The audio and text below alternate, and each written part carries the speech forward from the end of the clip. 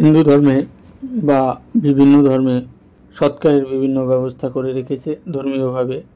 এর মধ্যে হিন্দু ধর্ম ও অন্যান্য অনেক ধর্ম আছে যারা শবদেহটাকে পুড়িয়ে ফেলে বা অগ্নিতে দান করে।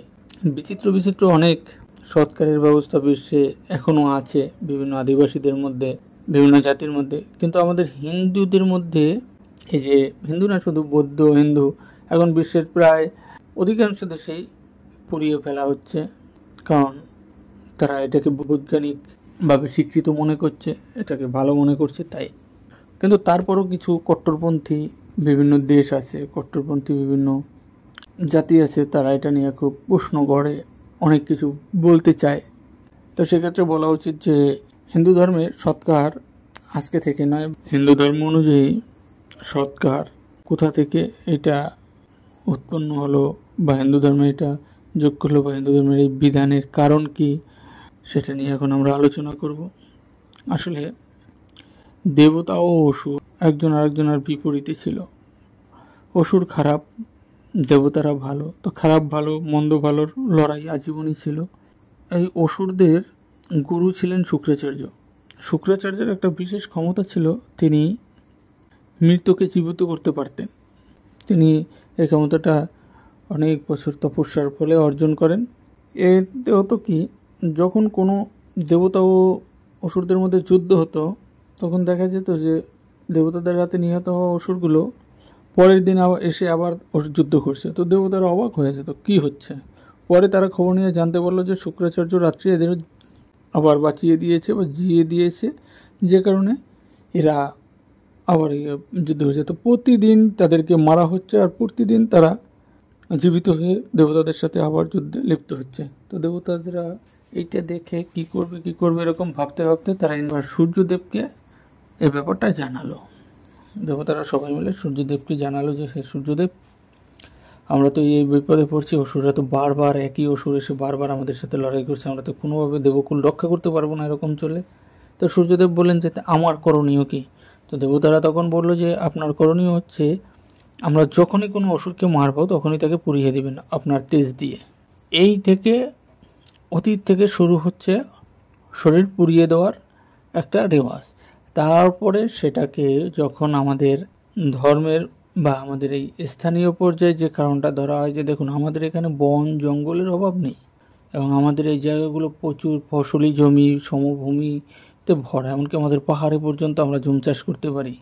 এইখানের আবহাওয়া, এইখানের পরিবেশের জন্যই এখানের মানুষকে অল্প জায়গার মধ্যে এবং পুড়িয়ে ফেলতে হবে।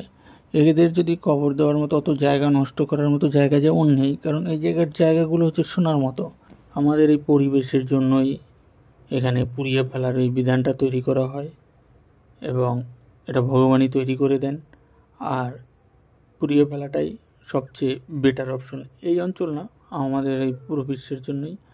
আর একটা বিষয় হচ্ছে যে মানুষ বা যে কোনো মৃত শরীর পুড়িয়ে দেওয়ার বৈজ্ঞানিক ভিত্তি কী, বৈজ্ঞানিক ব্যাখ্যা কী, কী কারণে, কেন এবং এর সুফল কী, এগুলো নিয়ে আমরা একটু পরে আলোচনা করছি। তার আগে বলে নেই যে আমাদের পার্শ্ববর্তী যে অঞ্চলগুলো, যেমন আমরা যদি সৌদি আরবের দিকে তাকাই তো দেখি যে ওখানে প্রচুর বালি, মরুভূমি, তো ওখানে গাছগাছালি কিছুই নেই। তো সেই মরুভূমিতে যখন কেউ মারা যাবে তাকে পুড়িয়ে ফেলা তো খুব অসম্ভব। এই কারণে আমরা যদি সৌদি আরবের ইতিহাস পড়ি তো দেখব যে সৌদি আরবে যে আজকে থেকে 1000-1500 বছর আগে যে ব্যবসা বাণিজ্য হতো, সেই ব্যবসা বাণিজ্যের একটা প্রধান পণ্য ছিল কাঠ।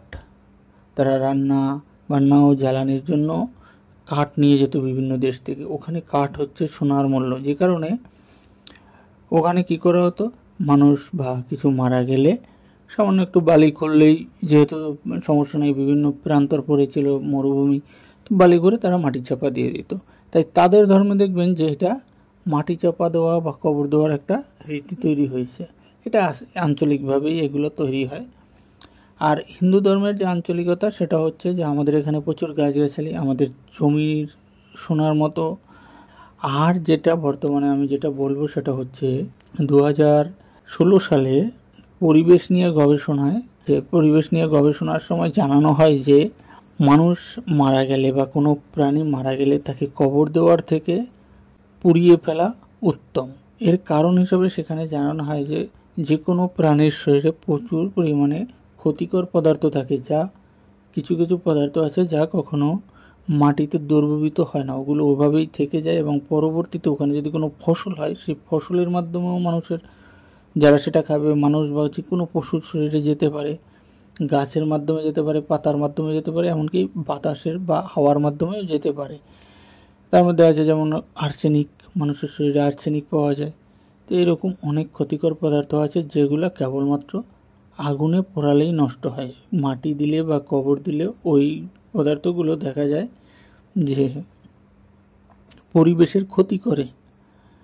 এর জন্য কবর দেওয়ার থেকে আগুনে পুড়িয়ে ফেলা অনেক বেশি বিজ্ঞানসম্মত। আর হিন্দু ধর্ম সবসময় বিজ্ঞানসম্মত, এদের চিন্তা চেতনা সবসময় আপগ্রেডেড এবং অসাধারণ। এর কোনো চেঞ্জ করার মতো কেউ আপাতত তো জন্মায়নি, আশা করি জন্মাবেও না।